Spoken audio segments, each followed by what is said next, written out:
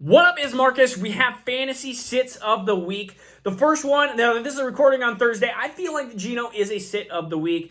Now, I hope I'm right on this situation. I could be wrong, and guess what? If I'm wrong, you're probably not going to watch the rest of the video, but I think 12 to 14 points for Geno here. The next couple quarterbacks, Jared Goff against the Jets are a challenging defense. And with Sauce Gardner and the pass defense, I feel like the Jets are going to slow down Jared Goff. Jared Goff, a very dangerous play because this could easily be a Jamal Williams and DeAndre Swift touchdown run game, and then you're really left with a very limited upside for Jared Goff. A couple other quarterbacks I do want to talk about that I think are going to have some limited upside. Deshaun Watson against Baltimore. Baltimore's defense has been exceptionally well lately, and Deshaun Watson has looked really bad. I mean, he's just looked rusty. It looked like he hasn't played in 2 years, like he has. A couple other players, Trevor Lawrence against Dallas. I feel like Dallas's defense is going to shut down some of Trevor Lawrence here. I think Evan Engram is going to have a bad game, but I think that this is going to be sprinkled around some players. But I think Dallas is going to shut down Trevor Lawrence to the point that it's not going to be in a great fantasy game. And Trevor Lawrence has been good this year. Daniel Jones against Washington, again. This is the Danny Dimes. This is not the Danny Dimes that you want to look for. I mean, we're looking at quarterbacks because really, realistically, you've probably lost a quarterback maybe you have with Lamar and with injuries to potentially Mike White and potentially or with Lamar, Kyler. It's like we're just losing quarterbacks left and right. So let's go through some running backs because some of these other positions are more important. If you have any running back against Miami, James Cook, Devin Singletary, I am benching them. I told you that last week of that. Told you this week of that. We're not trusting them. Not in the playoffs. On the other side, though, I am not trusting Raheem Mostert or even Jeff Wilson. If Jeff Wilson is healthy, he has a hip injury. This is going to be a passing game. I don't care if it's snowing or if it's rain or if it's windy. It's going to be Tua. It's going to be Josh Allen. It's going to be some of the weapons that go around it. It's going to be Stephon Diggs. It's going to be Tyreek Hill. Waddle's definitely a danger here, so be careful with Waddle. He's been very bad lately, and I don't want you to set him in there and he gets 3 for 31. He's definitely been a risk. Rachaad White and Leonard Fournette against Cincinnati. I mean, you look at the Bengals, they contained Nick Chubb and Kareem Hunt, and they are better than Rachaad White and Leonard Fournette. And so I have a concern that the Tampa Bay offense just looks like garbage. Against Cincinnati, who I think is a fairly decent defense, I'm not even doing it.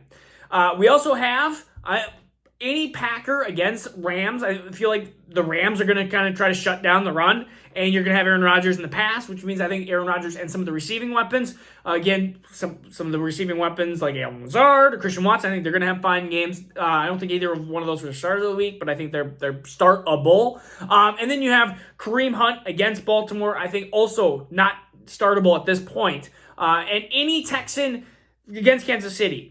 I will put a little asterisk if you're looking for just a flyer. I think that Rex Burkhead might peek his head out and be like, hey, I'm going to have 7-8 targets in this negative game script, and I'll have, again, 6 catches for 70 yards. That's decent, but I don't think you're going to have any rushing out of him. You might have 2 rushes for 4 yards. And so if you're looking for that type of production, well, then maybe that's what you want. So wide receivers, we could go through a lot of different wide receivers here. So wide receivers that I am looking at are, again, we talked about the Browns basically against Baltimore. Amari Cooper against Baltimore, I think, is a sit here. I also think that Brandon Ayuk against Seattle, more of a bloodbath, already happened. We'll see if that came to fruition or not. Also, any Steeler against Carolina. Carolina's actually been a decent defense, and we don't know the situation, whoever the quarterback is in Pittsburgh. It's just been interesting and rough, and so Deontay Johnson, low average depth of target, and George Pickens just been way too boom bust, so I'm just going to try to stay away from both of these. Other wide receivers that have been started that shouldn't be started, Marquise Brown against Denver. The switch to Colt McCoy does hurt him a little bit here. Any non-CD Lamb, so you're talking about Gallup, I think he's going to be a potential issue here. No Noah Brown, no anybody, and don't pick up T.Y. Hilton and think that he's going to do anything. Just kidding, he's not going to do anything though. Against Jacksonville, I think that what is that? What's a false? I think it's a fake bomb, or I think it's I don't know. I can't think of the analogy I want, but it's a trap. It's a trap. And then any Rams against Green Bay, I am not going to be trusting anybody. So no Van Jefferson, no Tutu Atwell. I saw some Tutu Atwell questions like a day or two ago. I'm like, no. Evan Ingram against Dallas. Cowboys are the stingiest defense against tight ends. And Evan Ingram just had an amazing game. And I've already had people talk to me, Evan Ingram over Kittle. We'll see what Kittle's game was. I don't know because this is recorded on Thursday. Evan Ingram versus, what was the other question? Let me go back quick. Evan Ingram versus Dalton Schultz. Evan Ingram versus Greg Dulcich. Evan Ingram versus Pat Freiermuth. I'm picking all of those over Evan Ingram. This is gonna be a weak game for Evan Ingram. He could definitely go against me here, but that's what I'm feeling here. Higbee against the Green Bay, not doing that. Cole Kmet against Philadelphia, not against Philadelphia. I think Justin Fields is fine, but I don't think Cole Kmet will be fine here. And then Foster Moreau, which is Foster no more.